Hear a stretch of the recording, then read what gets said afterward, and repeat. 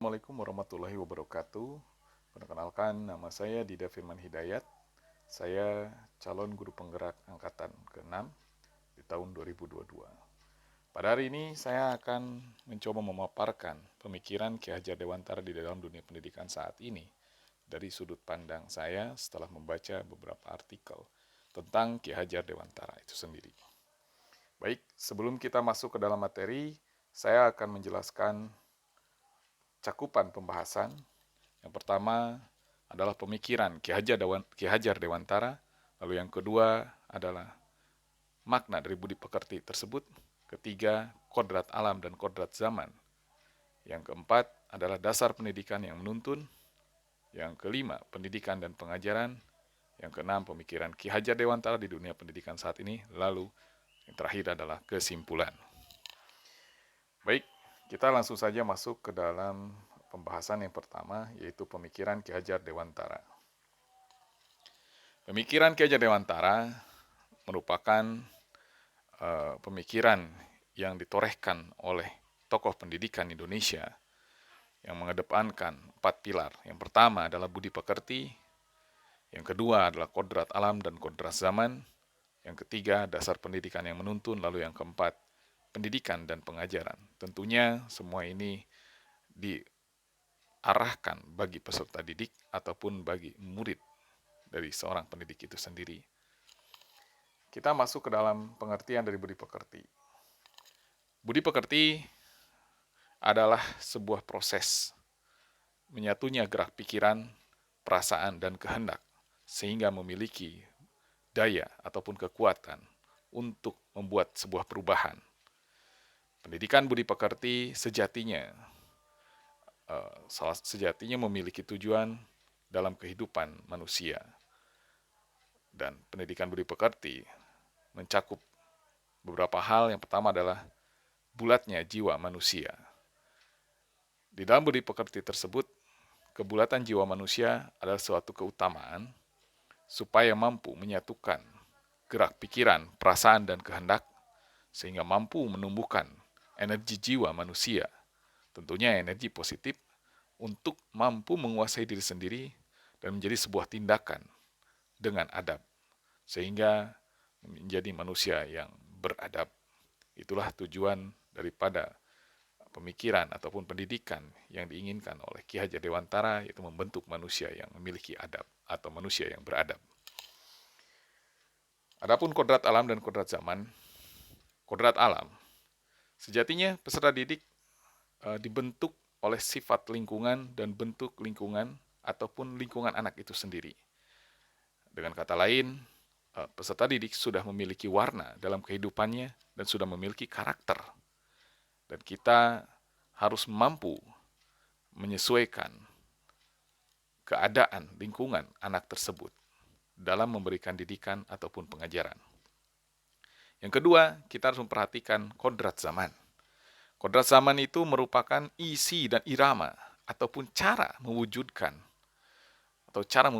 pendidikan yang baik bagi anak berdasarkan perkembangan zaman pada saatnya atau pada saat ini atau pada masa depan, di mana kita menghadapi era globalisasi dan seorang pendidik dituntut untuk mampu mengikuti irama ataupun bagaimana menerapkan sebuah pendekatan sehingga ilmu pengetahuan dapat diadaptasi dan diterima oleh peserta didik dengan cara yang baik dan tidak melupakan muatan-muatan lokal bahwa dirinya merupakan bangsa Indonesia.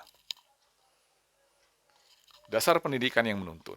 Tentunya Ki Hajar Dewantara membuat sebuah pemikiran ataupun mengarahkan pendidik untuk mampu memberikan didikan yang menuntun dengan memikirkan kekuatan kodrat yang bermaksud kita sebagai pendidik harus memperbaiki laku ataupun sifat atau karakter peserta didik itu bukan dasar dari kehidupannya.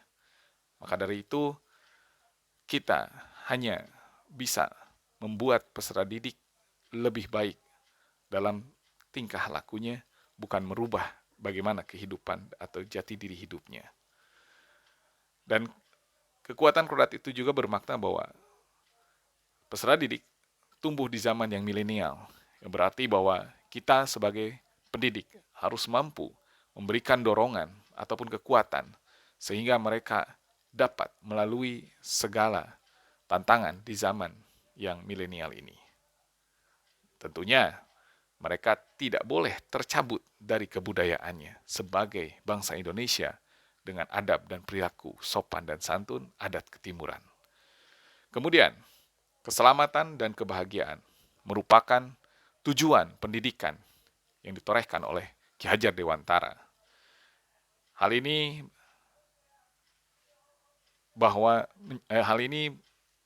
dinyatakan bahwa keselamatan merupakan kesiapan atau kesamukan dan kemampuan peserta didik dalam menghadapi tantangan zaman sehingga mereka mampu beradaptasi dan selamat dalam setiap menghadapi tantangan yang mereka hadapi.